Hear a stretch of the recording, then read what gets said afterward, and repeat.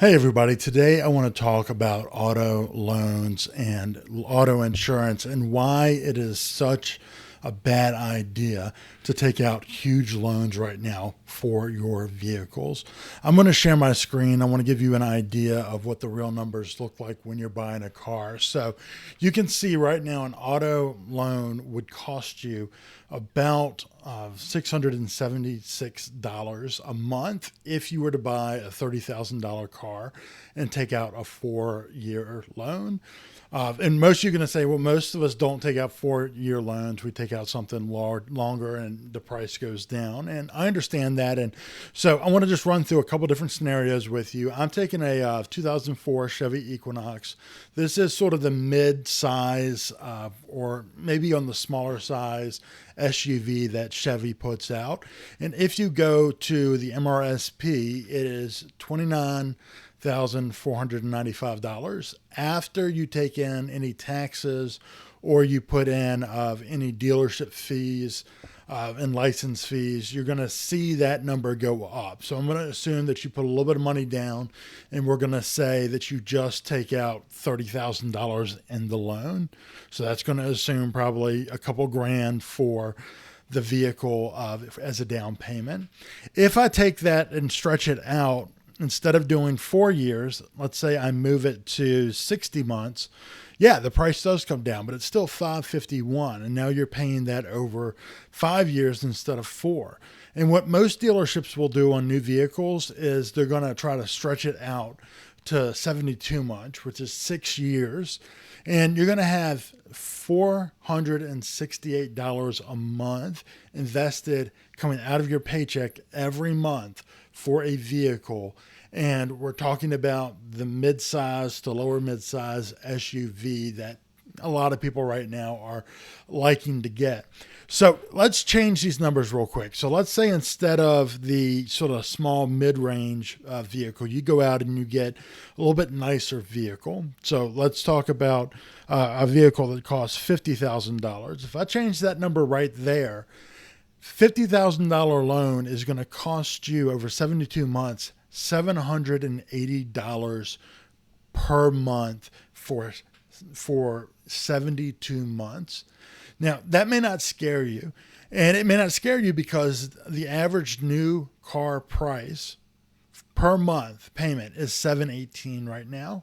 And that, of course, seems what the normal average, person buying a new car is paying. And you say, well, 780 isn't that much, more expensive than what an average person gets, and I deserve a good car. Realize how much money you are spending on that vehicle.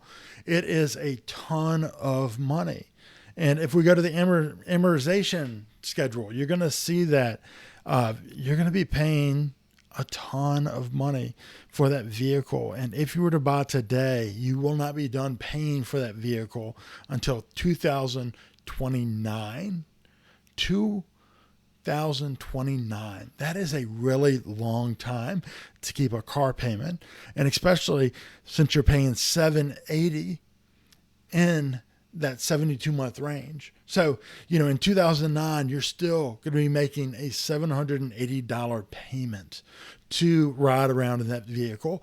This just is for me to try to demonstrate how rough and how bad it is to take out a car loan on a brand new vehicle that's going to lose its value day one and going to eventually push you into a situation where a large percentage of your pay is going into something that is not increasing in value, but it's decreasing in value every day. And remember that vehicle, when it pulls off the lot, is going to lose money day one. So you're going to be underwater on that loan at least for 2 or 3 years, if not the entire course of the loan. That Equinox is not going to hold its value long term. And I'm not in any way trying to say that Chevy or the Equinox is a bad car or bad car maker. The same thing would be true if you were to look at Toyotas, if you were to look at Fords, if you were to look at any other different type of car company, it's all going to be the same. The vehicles are going back down in price, and that 780 number was on a 3.9% interest rate. If we were to increase that by a point or two, that would make that price even more expensive. And even when you go down, if I was to take that, let's say I take that, you have really good credit, and let's make that interest rate 1.9. Okay, so if I was to make that 1.9 instead of the 3.9, it really only moves your payment down just a little bit. It really doesn't change it significantly. It's in the 730s then if you were to do that. So, I mean, it's not worth taking that money and investing it in something that's really not an investment. People talk about vehicles as being an investment. It's not. You also need to remember that personal property taxes, if you live in a state that charges personal property taxes on a vehicle, that's going to be additional money that comes out, and that is rated on the value of the car. So, for example, I just got my personal property taxes on a 1995 Nissan pickup truck that still runs, and I drive it around town and, put stuff in the back of it. My personal property taxes with a minimum, which is $10. I have a 2003 Chevy Trailblazer that still runs and is good. It's got third row, so it suits my family well. On that one, I believe I'm paying about $50 a year in personal property taxes because they've devalued the vehicle so much. If I was to go and buy a brand new Blazer, I would be paying hundreds and hundreds of dollars in personal property tax. And we haven't even talked about insurance. Insurance is going to cost you anywhere from $75 to $150 on a new car.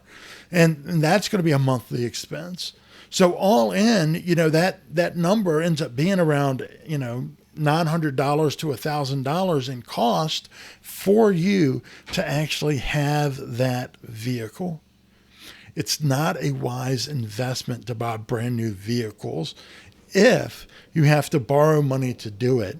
And what, different experts will say, and I really like Dave Ramsey's approach on this. He says it's fine to buy a new car if you can buy it in cash. And then he says the total amount of your car should not equal anything more than half your annual income. So if you have, toys or things that are going down in value, so motorhomes, boats, motorcycles, cars, golf carts, side-by-sides or ATVs, if you take that total amount and you're able to pay cash for it, and the total amount of those depreciating asset vehicles, if it costs less than whatever you make a year, half of that, then you're in decent shape. But he's assuming you're going to be paying cash with it and not siphoning off, $600, $700, $800 a month in a payment. That just, it makes no sense. And, no matter how you run the math, what has happened is banks have figured out how to get individuals to borrow money that they don't have, to drive something that they don't need, because a used vehicle that you buy for $3,000, $4,000, or $5,000 of cash is going to get you the same place as a vehicle that you take a loan on.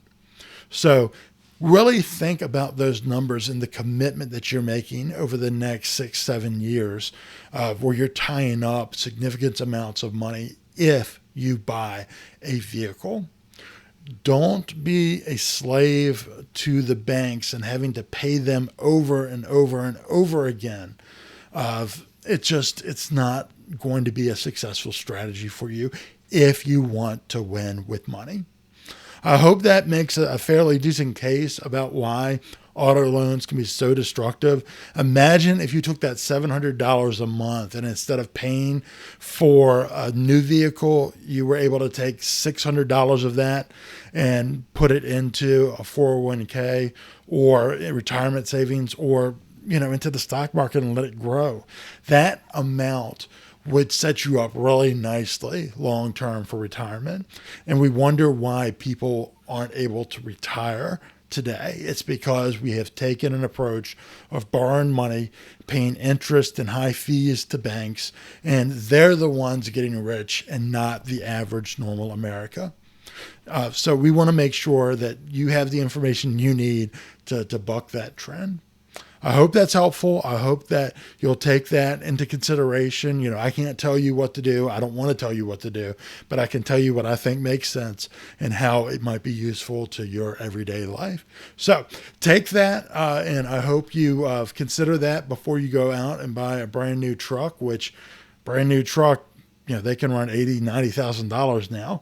So go ahead and double that $700 payment to $1,400, and then think about whether that's really what you want to be tied into 2029.